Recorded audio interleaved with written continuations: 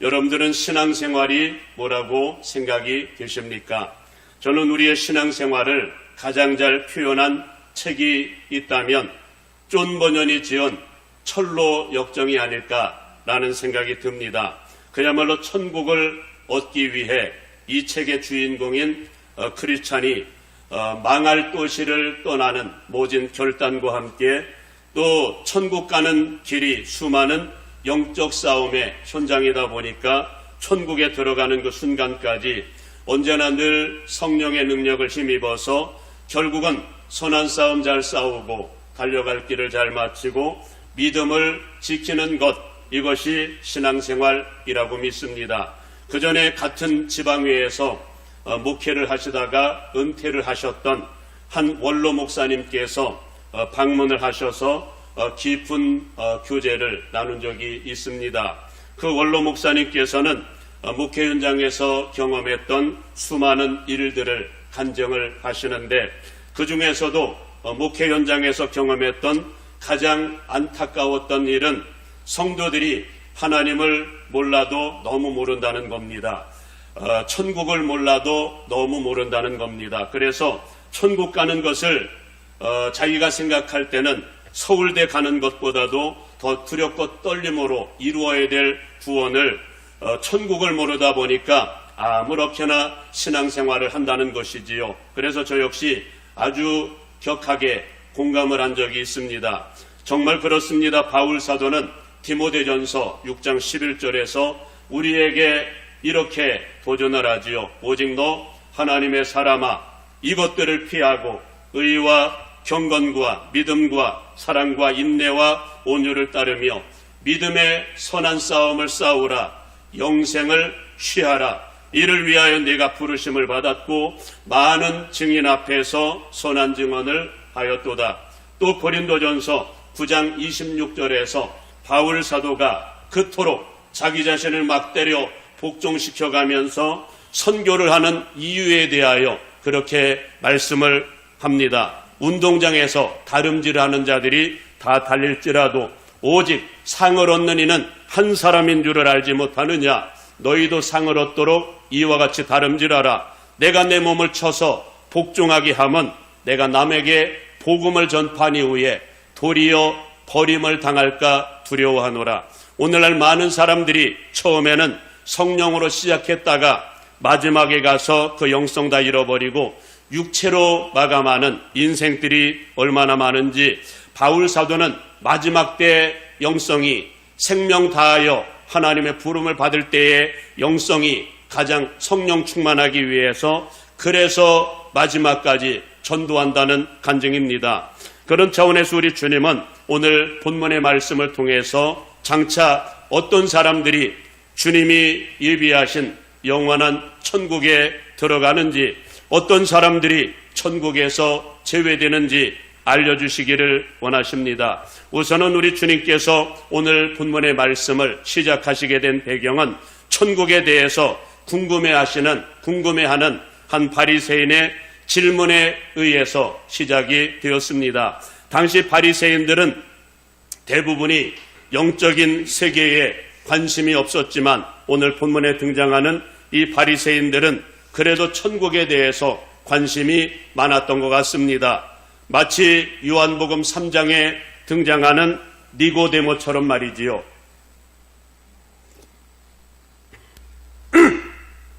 그러나 당시 이들의 관심은 천국이 언제 어떻게 임하는가 여기에만 관심이 있었을 뿐 어떤 사람이 천국에 들어가는지에 대해서는 다소 관심이 떨어졌던 것 같습니다. 그 결과 우리 주님은 언제 어떻게 하나님의 나라가 임하는가라는 질문에 다소 엉뚱한 조금 생뚱맞은 그런 대답을 하시는 겁니다. 오늘 본문 20절 말씀에 의하면 예수님은 이렇게 말씀을 합니다. 하나님의 나라는 볼 수 있게 임하는 것이 아니요 또 여기 있다 저기 있다고도 못하리니 하나님의 나라는 너희 안에 있느니라. 아니, 예수님께서 무슨 의도로 이런 말씀을 하시는 걸까요? 그것은 아마도 우리 주님께서 불꽃 같은 눈으로 이들의 영적인 상태를 살펴볼 때 아직 천국에 들어갈 준비가 안 되었던 것 같습니다. 그래 주님은 어떤 사람이 천국에 들어가는지를 알려주시기 위해서 가장 먼저는 천국의 개념, 하나님 나라의 개념부터 바꾸어 주시기를 원하셨습니다. 그것은 장차 세상 끝날에 임하게 될 하나님의 나라를 바라보기 이전에 이 땅 가운데 임하는 하나님의 나라부터 경험해야만 한다라고 하는 겁니다. 그렇다면 이 땅 가운데 하나님의 나라는 어떻게 임하는 것일까요? 마태복음 12장에 의하면 그런 사건이 나오지요. 한 번은 예수님께서 눈 멀고 말도 못하는 귀신 들린 사람이 있어서 귀신을 내어 쫓아주었더니 말 못하는 사람이 말을 하는 기적이 일어나게 된 겁니다. 바로 그때 바리새인들이 등장해서 저가 귀신의 왕 바알세불을 힘입어서 귀신을 내어 쫓는도다 하면서 예수님의 사역을 모함하고 비방할 때 예수님께서 그런 말씀을 하신 적이 있었습니다. 우선은 마귀는 결코 자기들끼리 분쟁하지 않는다.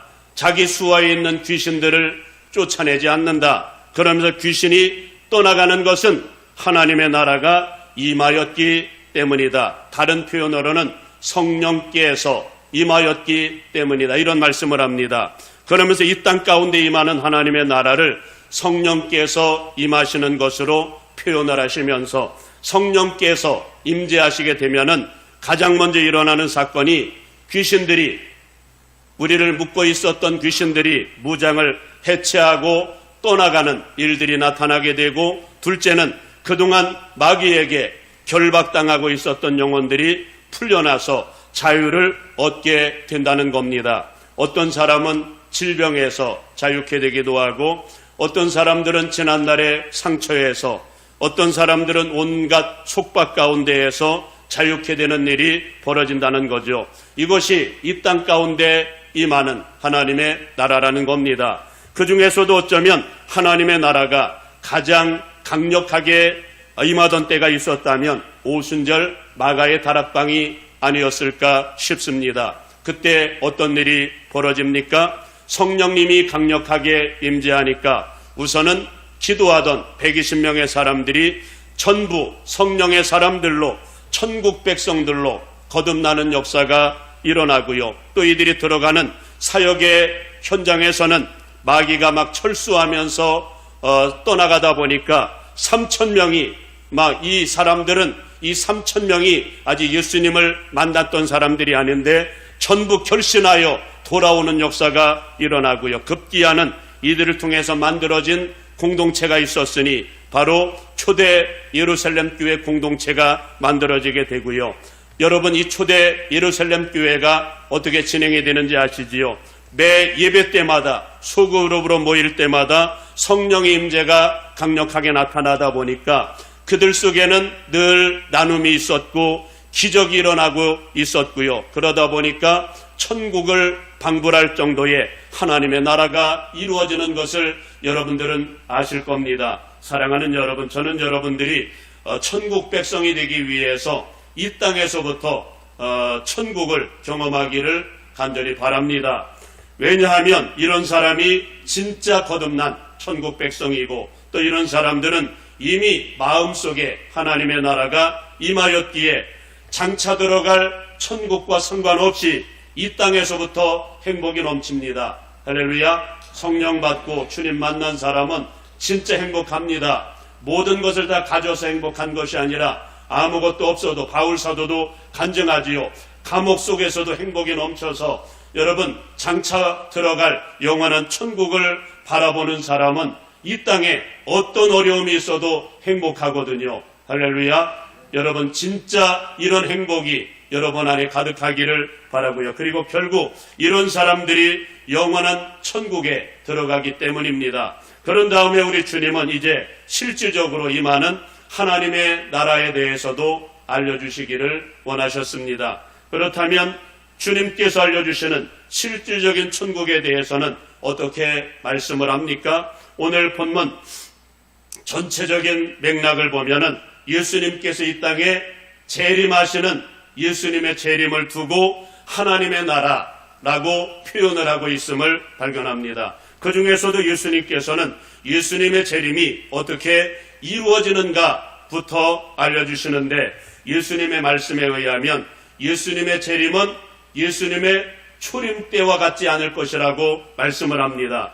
초림 때는 어땠을까요? 여러분, 예수님의 초림은 성육신, 인간 하나님이신 예수님이 인간의 몸을 입고 이 땅에 오셨지만, 재림 때는 인간이 아닌 완전한 하나님, 그 중에서도 심판주로 공중에 구름을 타고 재림을 하신다고 말씀을 합니다. 그러니 이 땅으로 내려오는 것이 아니니 그리스도라고 하면서 그리스도가 여기 있다, 그리스도가 저기 있다 하여도 절대로 현혹되지 말고 따라가지 말라 말씀합니다. 오늘날 내가 예수다 하는 사람들이 이 땅에 얼마나 많습니까? 100%다 가짜라는 얘기지요. 그것은 너희를 미혹하기 위하여 그리스도로 가장한 적그리스도다, 우리 주님은 말씀합니다. 그리고 그때가 되면 예수님은 하나님의 나팔소리와 함께 천사들을 보내셔서 택한 백성들을 동서남북 사방에서 불러 모을 것인데, 그때가 되면 주 안에서 죽은 자들이 먼저 일어날 것이다, 이런 말씀도 하고요. 그런 다음에 이 땅에 살아남아 있는 사람들도 공중 속으로 끌어올림을 당하여 주님을 맞이하게 될 거다, 이런 말씀을 하십니다. 여기까지 잘 따라오셨지요. 그렇다면 과연 누가 택한 사람이고 어떤 사람들이 거기에 참여하게 되는 걸까요? 오늘 말씀에 의하면 예수님께서는 예수님의 재림을 두고 그렇게 표현합니다. 오늘 본문 24절에 의하면 예수님의 재림은 번개처럼 임할 거다, 이런 말씀을 합니다. 이 말씀을 다른 표현으로는 우리가 전혀 생각하지 못할 때에 호련히 오신다, 이런 말씀을 합니다. 이 말씀을 예수님께서는 요한계시록 16장 15절에서는 그렇게도 말씀을 하죠. 보라, 내가 도둑같이 오리니 누구든지 깨어 자기 옷을 지켜 벌거벗고 다니지 아니하며 자기 부끄러움을 보이지 아니하는 자는 복이 있도다. 한마디로 예수님은 번개처럼, 도둑처럼 우리가 전혀 생각하지 못하고 있던 그때에 오시기에 그날에 대비해서 깨어있는 자가 구원을 받는다, 이 말씀을 하십니다. 그리고 놀라운 사실은 성경의 모든 초점은 전부 여기에 모아지고 있다는 겁니다. 그 중에서도 데살로니가전서 5장의 말씀 한 군데만 우리가 빌린다면 그렇게 말씀하죠. 항상 기뻐하라, 쉬지 말고 기도하라, 범사에 감사하라. 이는 그리스도 예수 안에서 너희를 향하신 하나님의 뜻이니라. 성령을 소멸하지 말고 예언을 멸시하지 말며 모든 범사에 헤아려 좋은 것을 취하고 악은 모양이라도 버리라. 평강의 하나님이 너희의 온 영과 혼과 몸을 주님 오실 그날에 흠없게 보존하기를 원하노라. 그러면서 우리 주님은 역사 속에 실제로 있었던 두 가지 사건을 예증으로 증거를 합니다. 그 중에 하나는 노아의 홍수를 예로 들면서 장차 예수님의 재림도 이와 같을 것이다, 이렇게도 말씀을 하고요. 또 하나는 롯이 살던 소돔과 고모라 때를 예로 들면서 예수님의 재림도 이와 같을 것이다. 오늘 본문은 예수님이 친히 그렇게 증거를 합니다. 특히 오늘 본문 27절에서 예수님은 노아의 때를 어떻게 표현을 하시는지 아십니까? 그렇게 말씀을 하죠. 노아가 방주에 들어가던 날까지 사람들이 먹고 마시고 장가들고 시집가더니 홍수가 나서 그들을 다 멸망시켰으며. 아니 여러분, 이 말씀이 납득이 되십니까? 먹고 마시고 시집가고 장가가는 것이 도대체 뭐가 잘못되었단 말입니까? 이 땅에 모든 사람들이 걷고 있는 길 아닙니까? 우리가 이 말씀의 진위를 알기 위해서는 홍수 사건이 일어났던 창세기 6장으로 거슬러 올라갈 볼 필요가 있습니다.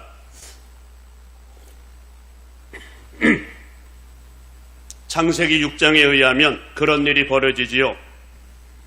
하나님의 아들들이 하나님의 아들들로 표현되는 가인의 셋의 후손들이 사람의 딸들로 표현되는 가인의 후손들의 아름다움을 바라보면서 자기들이 좋아하는 모든 자로 자기의 아내로 삼았다, 이렇게 말씀을 하지요. 한마디로 믿는 사람이 안 믿는 사람과 결혼을 하게 된 겁니다. 물론 이것도 당시에 하나님의 마음을 크게 분노하게 만든 일이지만 오늘 우리가 사는 이 시대 속에서는 얼마든지 납득할 수 있다고 생각해 봅시다. 그러나 문제는 그 다음이 문제였습니다. 믿는 사람과 안 믿는 사람이 만나서 하나님을 잘 섬기면 좋은데 오늘 말씀에 의할 것 같으면 문제는 이들을 통해서 나타난 현상은 그들이 육체가 되었다, 이렇게 말씀합니다. 뭐가 되었다고요? 육체가 되었다, 이렇게 말씀합니다. 어떤 의미로 하나님이 이런 말씀을 하시는 걸까요? 하나님은 우리를 하나님과 교제하는 영적인 존재로 창조를 하셨거든요. 그런데 믿는 사람이 안 믿는 사람과 결혼을 하면서 영적인 삶을 깡그리 잃어버리고 마치 동물처럼, 여러분, 교제가 없고 예배가 없는 사람은 동물과 다를 바가 없다는 겁니다. 그래서 육체가 되었다, 그렇게 표현을 하고 있는 겁니다. 저는 이 말씀은 꼭 하나님을 떠나 있는 사람들, 교회 안 다니는 사람들을 향해서 하시는 말씀은 아닌 것 같습니다. 단지 영적인 삶을 터치하고 계시는 하나님의 말씀으로 들려옵니다. 그 결과 이들에게 내려진 하나님의 준엄한 심판이 뭔지 아십니까? 두 가지 심판이 내려지게 되는데, 여러분, 첫 번째 심판이 뭘까요? 그 중에 하나는 이제부터는 더 이상 나의 영이 그들과 함께하지 않을 것이다. 무슨 말씀일까요? 성령을 거두시겠다, 이런 말씀을 하시는 겁니다. 그리고 연이어서 내려진 심판은 하나님께서 이 땅에 사람을 지으셨음을 한탄하사 지면에서부터 홍수로 모조리 쓸어버리시기로 작정을 하셨다는 겁니다. 여러분, 이 말씀 잘 들으셔야만 합니다. 영적인 삶을 잃어버리는 것이 하나님의 노여움의 대상이고, 이것이 오래되다 보면 하나님께서 성령을 거두신다, 그 말씀을 하시는 겁니다.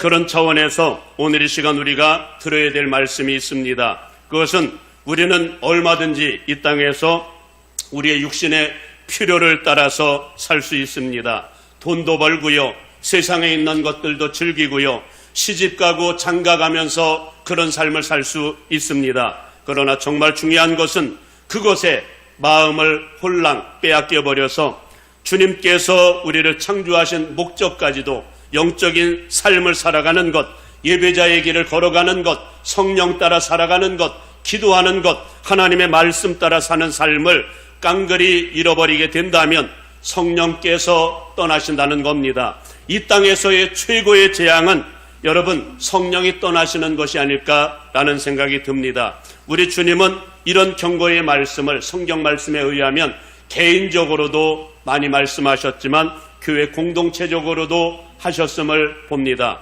그런 차원에서 성령 따라 살지 않는 것도 여러분 죄라는 사실 여러분 인정하십니까? 성경에 의하면 하나님께서 의인과 악인, 하늘에 속한 사람과 땅에 속한 사람을 구별하시는 기준이 많이 있지만 그 중에서도 가장 큰 두 개의 잣대를 통해서 언제나 늘 말씀하심을 듣습니다. 하나는 우리의 왕이 되시는 우리 주님의 말씀을 듣고 그 명령을 따라 사는지를 놓고 의인과 악인으로 구별을 하시지요. 이를테면 시편 1편에서는 의인과 악인을 무엇으로 구별을 하실까요? 하나님의 말씀을 사모하여 죄하로 묵상하는 사람과 인간의 꾀와 방법으로 사는 사람, 그렇게 표현을 하지요. 여러분, 하나님의 말씀을 죄하로 묵상하면서 말씀을 쫓아가는 사람은 여러분 시냇가에 심은 사람처럼 성령도 충만하고요, 여러분 하는 일들이 다 잘되어 열매도 가득하게 될 뿐만 아니라 그 일을 하나님이 인정하셔서 세상 끝날의 심판에는 천국 가도록 인도하시겠다, 그런 말씀을 하십니다. 그런데 하나님의 말씀을 버리고 인간의 꾀와 방법으로 살아가는 사람들은 전부 인정받지 못하고 날아간다, 이런 말씀을 하지요.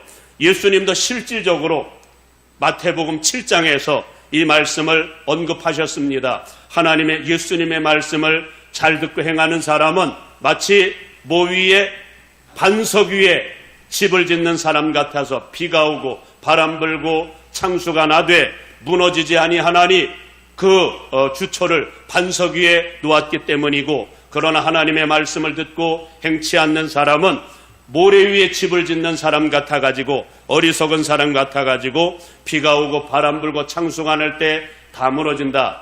여러분, 예수님도 이 말씀을 하셨고요. 또 하나는 우리가 지난주에 나누었던 로마서 8장을 통해서 말씀을 하셨습니다마는 의인과 악인, 하나님의 사람과 아닌 사람을 무엇으로 구별을 한다고요? 성령을 따라 사는 자들만이 하나님의 자녀들이다, 이렇게 말씀을 하지요. 이렇게 말씀해 놓고 육을 따라 사는 사람들은 하나님과 원수가 된다, 이렇게까지 말씀을 하셨습니다. 그러기에 우리가 마지막 때 싸워야 될 영적 싸움은 우선은 하나님의 말씀을 듣기 싫어하는 마음과 싸워야 되고요. 둘째는 성령 따라 살지 못하도록 기도하지 못하게 만드는 영적인 게으름과 어둠의 영들과 싸워야 한다는 말씀입니다. 왜냐하면 여러분, 세상 끝날에는 어떤 일이 벌어질 것이라고 우리 주님은 예언을 하셨을까요? 아모스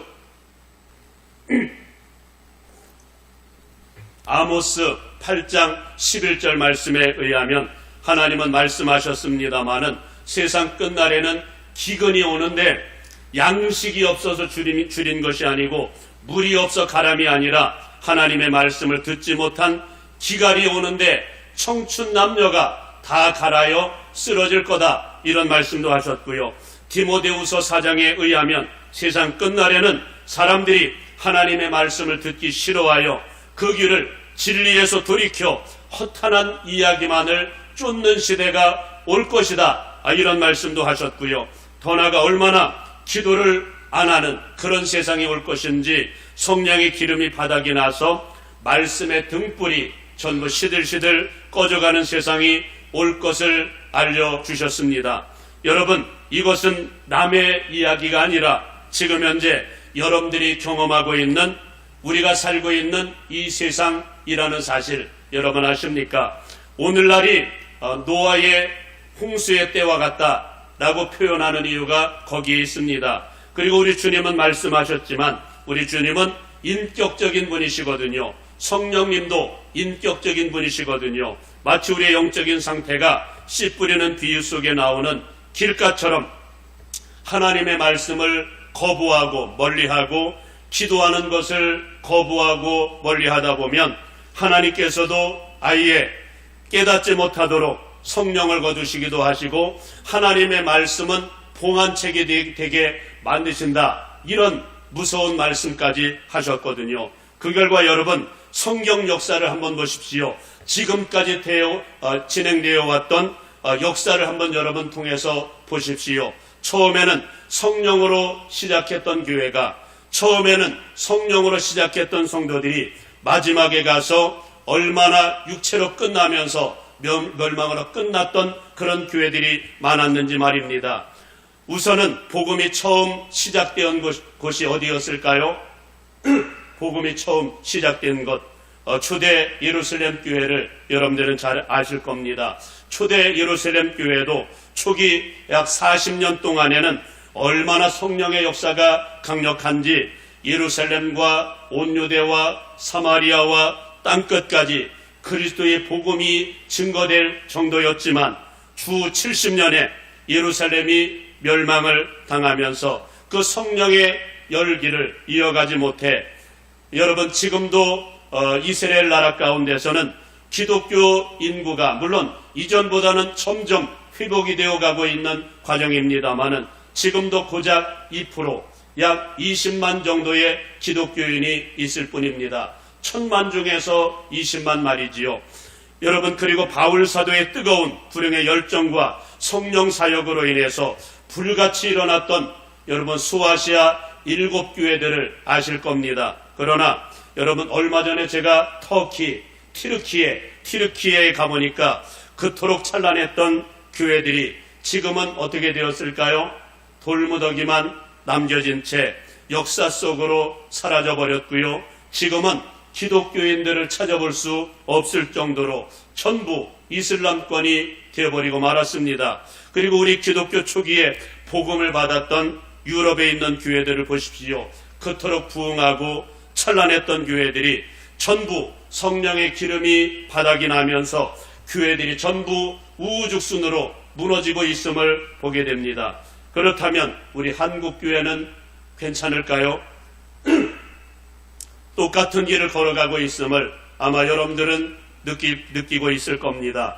옛날 70년대, 80년대에 일어났던 강력한 성령운동은 어쩌면 옛날 이야기가 되어버렸습니다.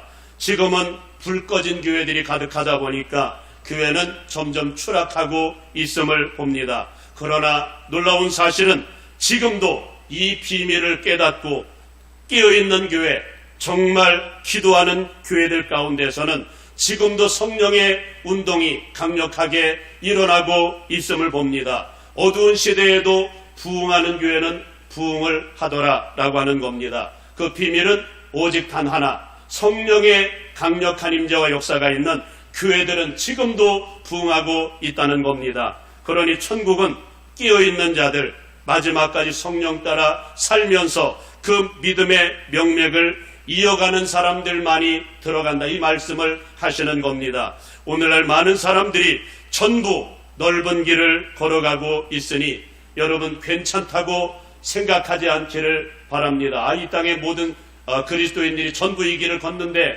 그러니 안전하다, 이렇게 생각하지 않기를 바랍니다. 지금도 주님의 마음을 품고 좁은 길을 걸어가는 그런 사람들 편에 설 수 있기를 간절히 바랍니다. 그런 차원에서 우리 주님은 모든 포커스를 마지막 때 일어날 예수님의 재림에 초점을 두어서 말씀을 하셨습니다마는 오늘 본문 34절 말씀에 의하면 세상 끝날에 이런 일이 일어날 거야 라고 하면서 오늘 도전적인 차원에서 주시는 말씀이 있습니다. 어떤 말씀이 기록되고 있을까요? 두 사람이 잠을 자다가 한 사람은 데려감을 당하고 한 사람은 버려둠을 당할 것이고, 두 사람이 맷돌을 갈다가 한 사람은 데려감을 당하고 한 사람은 버려둠을 당할 것이다. 여러분, 예수님이 하시는 말씀입니다. 그런 차원에서 마지막 때 주님 오실 그날에 깨어있는 그리스도인이 되어야 되는데, 깨어있다는 것은 마태복음 25장에서 세 가지 비유를 통해서 예수님이 말씀을 하시지만 교회 나오고 안 나오고의 문제가 아니라는 겁니다. 그야말로 성령의 기름이 바닥이 나지 않기 위해서 성령 따라 사느냐, 그게 관건이라는 거지요. 하나님의 말씀의 등불이 생생하게 살아있어서 주의 음성을 들었으면 반응이 일어나고 있다. 그러면 등불, 말씀의 등불이 살아있는 겁니다. 이런 사람들은 끼어있는 사람들이다, 이런 말씀을 하시는 겁니다. 슬기로운 5명의 처녀들은 그 길을 걸어갔기에 예수님을 맞이했지만 어리석은 5명의 처녀들은 예수님을 아예 떠나 살았기에 맞이하지 못한 것이 아니라 성령의 기름이 바닥이 났기에, 하나님의 말씀의 등불이 꺼졌기에 예수님을 맞이하지 못했다, 이 말씀을 하고 있는 겁니다. 그런 차원에서 우리 주님은 노아 시대를 바라보라 말씀을 합니다. 구원받은 사람이 고작해야 몇 명? 8명밖에 없었다, 이런 말씀을 하고요. 롯의 때에는 더 적습니다. 롯을 포함해서 3명밖에 없었다, 이 말씀을 강조합니다. 그런 차원에서 사랑하는 여러분, 여러분의 남은 인생은 깨어있기 위한 영적 싸움에 돌입할 수 있기를 간절히 바랍니다. 여러분, 어려울 것도 없습니다. 지금 내 안에 주님 사랑하는 마음 한 가지만 있으면 충분하거든요. 사실 예수님이 이 땅에 오신 것, 성령님을 이 땅에 보내신 목적과 취지가 있거든요. 이유는 우리와 함께하기 위해서, 우리가 하나님의 말씀대로 못 사니까 말씀대로 살도록 하기 위해서, 또 말씀대로 사는 것이 행복하도록 이 땅에 천국을 만들어주기 위하여 오셨는데 어떻게 정반대의 현상이 일어나는 겁니다. 천국 만들어주고 행복하도록 만들어주기 위해서 오신 주님을 우리가 거절하고 성령님을 거절하고 기도하는 것을 멀리하다 보니까 오히려 하나님의 노여움의 대상이 되고 있다는 것. 이런 시대에 주님의 관심은 단 하나, 주님 사랑하는 마음만 있으면 된다. 택함 받은 사람과 그렇지 않은 사람을 무엇으로 알 수 있느냐? 로마서 8장 28절을 통해서 말씀을 합니다마는 하나님을 사랑하는 자, 곧 그 뜻대로 부르심을 입은 자들에게는 모든 것이 합력하여 선을 이루느니라. 여러분, 택함 받은 사람의 증거는 하나님을 사랑하는 겁니다. 하나님 사랑하는 마음만 있으면 모든 것은 짐이 아니라 행복이 될 것입니다. 여러분, 기도하는 것, 말씀 따라 사는 것이 여러분들의 천국을 만들 것입니다. 바라기는 이제 기도와 말씀을 통한 영적 싸움에 돌입하셔서 모두가 행복도 넘치고 이 땅을 하나님의 나라로 만들고 천국의 주역들이 되기를 주님의 이름으로 축원합니다.